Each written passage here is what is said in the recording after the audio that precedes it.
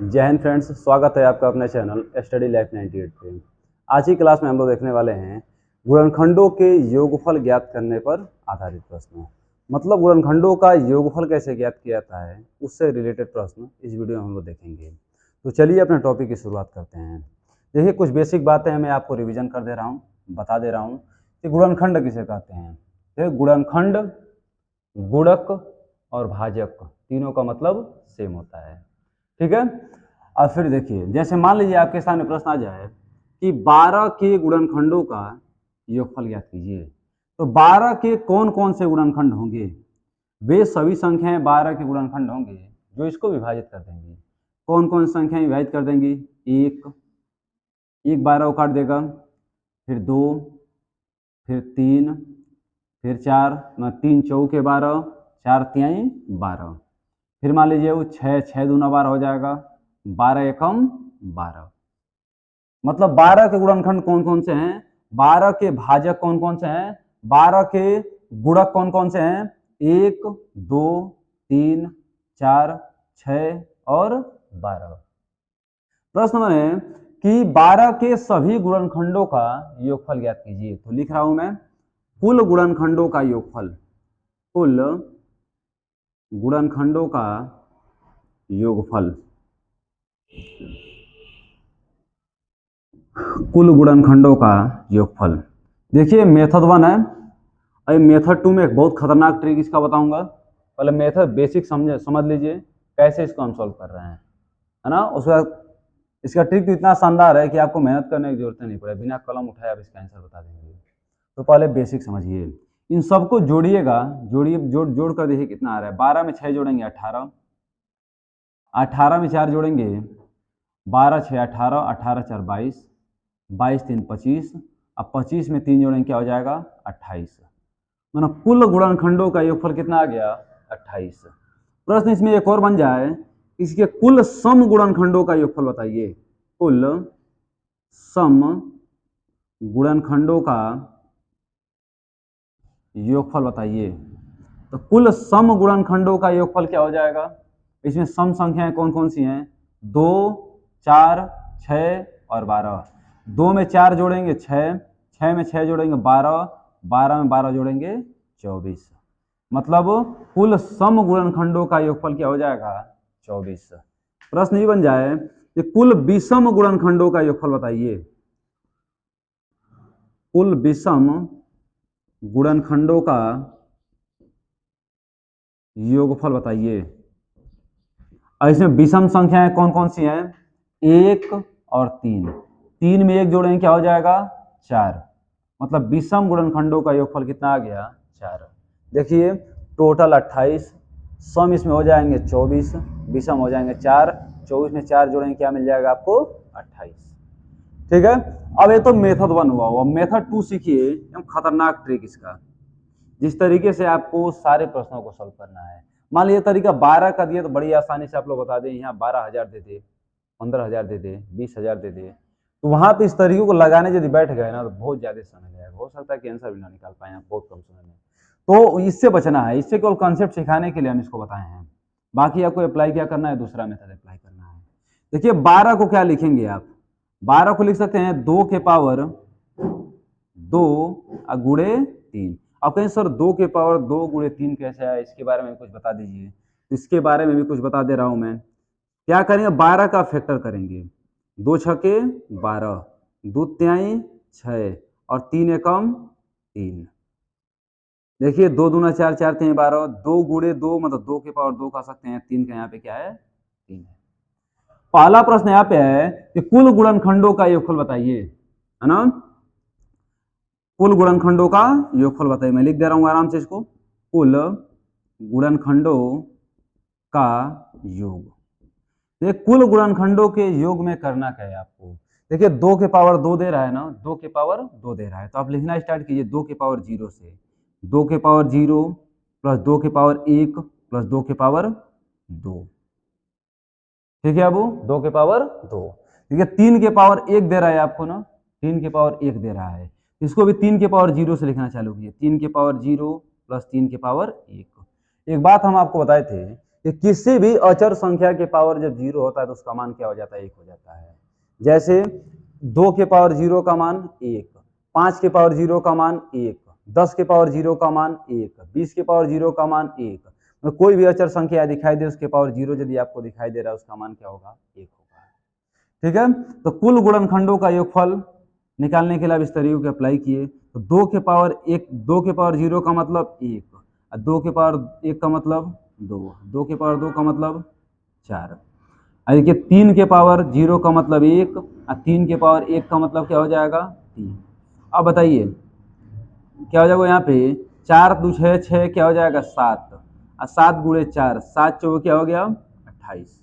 देखिए यहाँ भी आंसर कितना आया था 28, यहाँ भी आंसर कितना आ रहा है 28।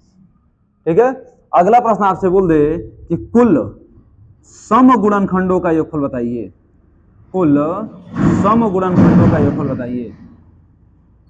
तो समगुणनखंडों के योगफल में क्या करेंगे आप, करना कुछ काफी आसान है, वो समगुणनखंडों का योगफल ज्ञात करना। जिस तरीके से हम आपको बताए थे भाजकों की संख्या ज्ञात करना, सेम उसी तरीके से यहाँ पर भी अप्लाई कर देना है। कुछ बातों को ध्यान रखना है आपको। देखिए 2 के पावर 2 दे रहा है ना, 2 के पावर 2 दे रहा है। अब 2 के पावर 2 दे रहा है, आपको स्टार्ट कहां से करना है, 2 के पावर 1 से स्टार्ट करना है। 2 के पावर 0 को छोड़ देना है। 0 क्यों छोड़ देना है, किसी भी सम संख्या में 1 जोड़ने में विषम संख्या मिलती है, आपको मालूम है।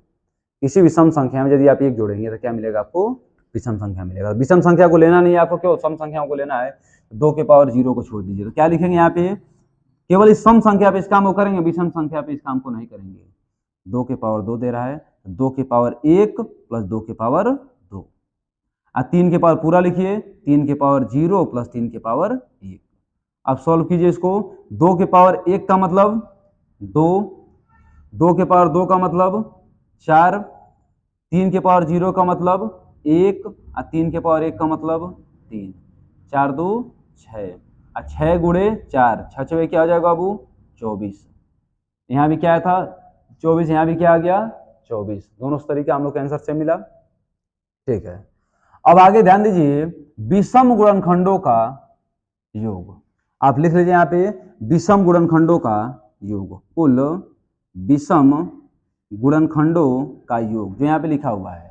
अब विषम गुणनखंडों का योग ज्ञात करने के लिए आप क्या करेंगे, सम संख्या को बिल्कुल ध्यान ही नहीं देंगे, सम संख्या एकदम छोड़ देंगे, आप सब विषम संख्या को लेकर चलेंगे, है ना। अब विषम संख्या को लेकर चलेंगे मतलब 3 के पावर 1 दे रहा है ना, तो 3 के पावर 0 प्लस 3 के पावर 1, 3 के पावर 0 का मतलब 1, 3 के पावर 1 का मतलब 3, और 3 क्या हो गया 4। देखिए यहाँ भी 4 आ गया, यहाँ भी 4 आ गया। मतलब आपको अप्लाई कौन सा तरीका करना है, दूसरा तरीका अप्लाई करना है। ठीक है, और भी मैं एग्जांपल लेकर आपको समझा रहा हूं किस तरीके से बड़े से बड़े प्रश्नों का सॉल्यूशन आप लोग निकालेंगे। ठीक है बाबू, चलिए ध्यान दीजिए आगे।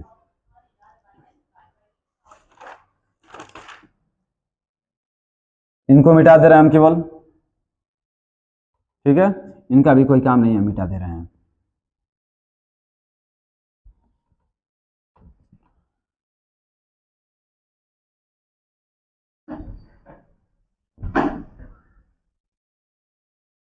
इनको भी मिटा दीजिए।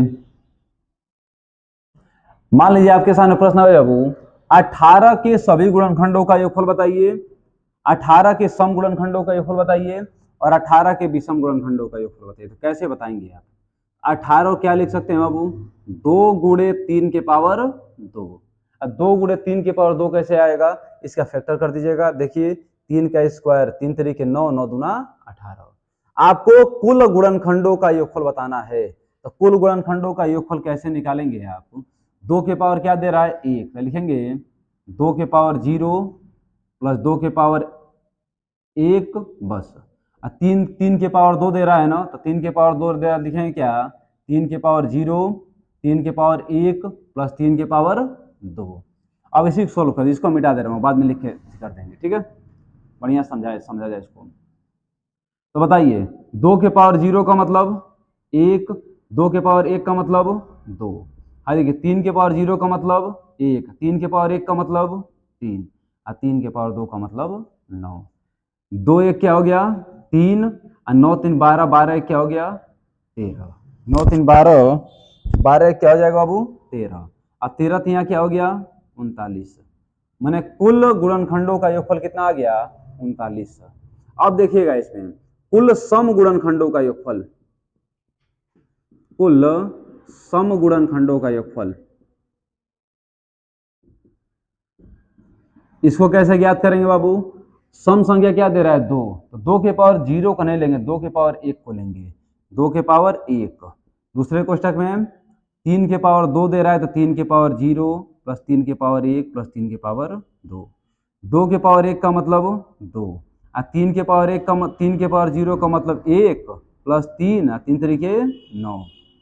2 गुणे 9 3 12, 12 1 13, और 13 दूना क्या हो गया बाबू? 26। तो सम गुणनखंडों का योग कितना आ गया? 26। अब बात करते हैं हम लोग विषम गुणनखंडों का योगफल। कुल विषम गुणनखंडों का योग।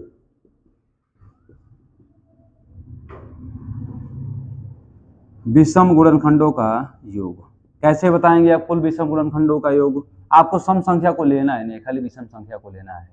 तो क्या दे रहे हैं यहाँ पे? 3 के पावर 2, तो क्या लेंगे बाबू? 3 के पावर 0 प्लस 3 के पावर 1 प्लस 3 के पावर 2, और 3 के पावर 0 का मतलब 1 है 3, और 3 के पावर 2 का मतलब 9। 9 4 कितना हो गया बाबू? 13। तो बताइए विषम गुणनखंडों का योगफल 13, सम गुणनखंडों का योगफल 26, दोनों को जोड़ेंगे 39, टोटल कितना आया है? 39। आपका आंसर हो गया। ठीक है, और एग्जांपल लेकर मैं आपको समझा रहा हूं कि कैसे आप लोग इस तरीके वाले प्रश्नों को सॉल्व करेंगे। मान लिया 18 9 आए, कोई और डाटा आ जाए, कोई और डाटा रख के मैं सॉल्व करके आपको दिखा रहा हूं। मान लिया यहां पर आ जाए 36, 36 के कुल गुणनखंडों का योगफल बताइए। 36, 36 को क्या लिख सकते हैं बाबू आप?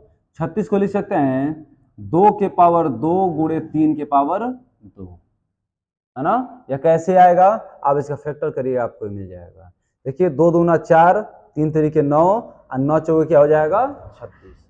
आपको यहाँ पे कुल गुणनखंडों का योगफल बताना है, तो क्या करें? कुल गुणनखंडों के योगफल में 2 के पावर 0, 2 के पावर 1, 2 के पावर 2, फिर क्या लिखेंगे? 3 के पावर 0, 3 के पावर 1, और 3 के पावर क्या हो जाएगा? 2। 2 के पावर 0 का मतलब 1, और 2 के पावर 1 का मतलब 2, और 2 के पावर 2 का मतलब 4। 3 के पावर 0 का मतलब 1, 3 के पावर 1 का मतलब भाई क्या हो जाएगा? 9।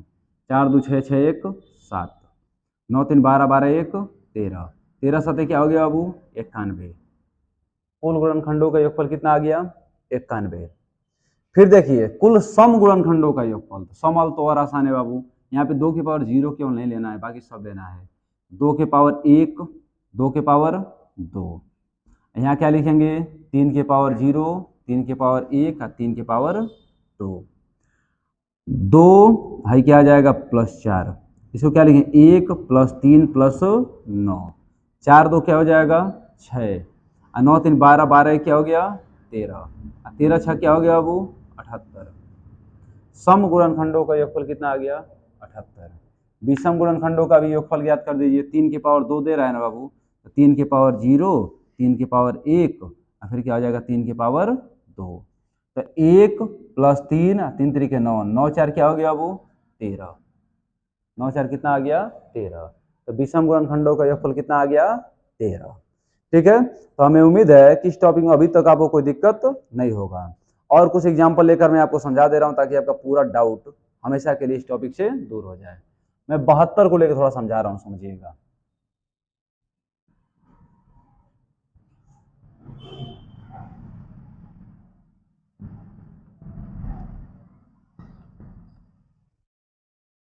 देखिए बाबू 72 को आप क्या लिख सकते हैं? 72 को 8 9 72 होता है ना, 8 9 72, मतलब 2 के पावर 3 गुणे 3 के पावर 2। 8 को आप 2 के पावर 3 लिख सकते हैं, 9 को आप 3 के पावर 2 लिख सकते हैं। आप बताइए यहाँ पे कुल गुणनखंडों का योगफल। देखिए एक बात हमेशा आपको बताता हूँ, कुछ बच्चे गलती करते रहते हैं। यहाँ जब लिखा जाता है संख्या को, तो नीचे वाली संख्या हमें हमेशा अभाज्य होनी चाहिए, भाज्य नहीं होनी चाहिए। यहाँ आप 6 के पावर 3 नहीं कर सकते हैं, 6 को आप फिर तोड़ेंगे 2 गुणे 3 में। ऐसा नहीं आप गलती कर दीजिएगा कि सर कॉन्सेप्ट गलत, कॉन्सेप्ट नहीं गलत होता है बाबू। आई बेसिक बात है, शायद आपको कहीं सुनने को भी नहीं मिलेगा, लिखा भी नहीं मिलेगा। आप ध्यान रखिएगा कि यहाँ नीचे हमेशा अभाज्य संख्याओं को रखना है, किसी भाज्य संख्या को नीचे नहीं रखना है। और 10 आ जाए तो 2 गुणे 5 करना है, और 25 आ जाए तो 5 गुणे 5 करना है, अगर 9 आ जाए 3 गुणे 3 करना है, 8 आ जाए तो 2 गुणे 2 गुणे 2 करके सॉल्व करना है। लेकिन आपको नीचे कभी भी भाज्य संख्याओं को नहीं, ऊपर आप भाज्य संख्याओं को रख सकते हैं, ऊपर में कोई समस्या नहीं है, लेकिन बेस जो होता है ना वो हमेशा अभाज्य संख्या होती है। तो देखिए कुल गुणनखंडों का योगफल, कुल गुणनखंडों का योगफल क्या हो जाएगा, 2 के पावर 1, पहले 0 होगा ना बाबू, फिर 2 के पावर 1, 2 के पावर 2 और 2 के पावर 3, और फिर और क्या हो जाएगा बाबू, 3 के पावर 0, 3 के पावर 1, 3 के पावर 2, आगे क्या जाए 1 प्लस 2 प्लस 4 प्लस 8, इसका 1 प्लस 3 प्लस 9, 4 8 4 12, 12 3 15, 9 3 12, 12 1 13, 13 5 65 के 5 और 13 कम 13, 13 में 6 जोड़ेंगे क्या आ जाएगा बाबू 19, कितना आ गया 195। आपको सम गुणनखंडों का योगफल बताना है, सम में क्या आ जाएगा, 2 के पावर 1, 2 के पावर 0 को तो छोड़ना है, 2 के पावर 2, 2 के पावर 3, 3 के पावर 2 दिया हुआ है, इसका मतलब 3 के पावर 0, 3 के पावर 1, 3 के पावर 2, आई क्या लिखेंगे बाबू 2 प्लस 4 प्लस 8, इसको 1 प्लस 3 प्लस क्या आ जाएगा 9, बताइए 8 4 12, 12 में 2 जोड़ेंगे क्या आ जाएगा 14, 8 4 12 2 14, 9 3 12 1 13, ठीक है। अब 14 गुणे 13 करना है तो सिंपल सा कैलकुलेट, 13 का स्क्वायर क्या होता है बाबू, 13 का स्क्वायर होता है 169, 169, 169 में 13 जोड़ेंगे क्या आ जाएगा 182, कितना आ गया बाबू 182। तो माइंड में आप लोग कैलकुलेशन कर सकते हैं। आपको विषम गुणनखंडों का योग बताना, तो विषम गुणनखंड में आपको सम पे ध्यान ही नहीं देना है, केवल विषम पे ध्यान देना है। यहाँ क्या दे रहा है 3 के पावर 2 और 3 के पावर 0 प्लस 3 के पावर 1 प्लस 3 के पावर 2, आई देखिए 1 प्लस 3 प्लस 9, 9 3 12, 12 क्या हो गया बाबू 13, विषम गुणनखंडों का योग कितना आ गया 13। अब जोड़ के आप देख लीजिए, इधर कितना आ गया 182, इधर कितना आ गया 13, 182 में 13 जोड़ेंगे आपको क्या मिलेगा 195, ठीक है। तो हमें उम्मीद है इस तरीके कोई भी प्रश्न आपको मिल जाए बड़ी आसानी से आप लोग उसका आंसर बता देंगे, ठीक है। कॉन्सेप्ट यही है, इसके अलावा कोई कॉन्सेप्ट नहीं है, सबसे आसान कॉन्सेप्ट है ना, इसको आप समझिए और कोई समस्या तो बताइए, उस समस्या का निवारण आराम से कर दिया जाएगा। इस टॉपिक में आपको कोई समस्या नहीं होगा, प्रश्न यहीं से बनेगा, इससे बाहर से प्रश्न भी नहीं बनेगा यदि इस टाइप का प्रश्न बनाते हैं, ठीक है। तो अभी के लिए इतना ही रखते हैं हम लोग, अगले वीडियो में अगले टॉपिक को देखा जाएगा। बहुत बहुत धन्यवाद।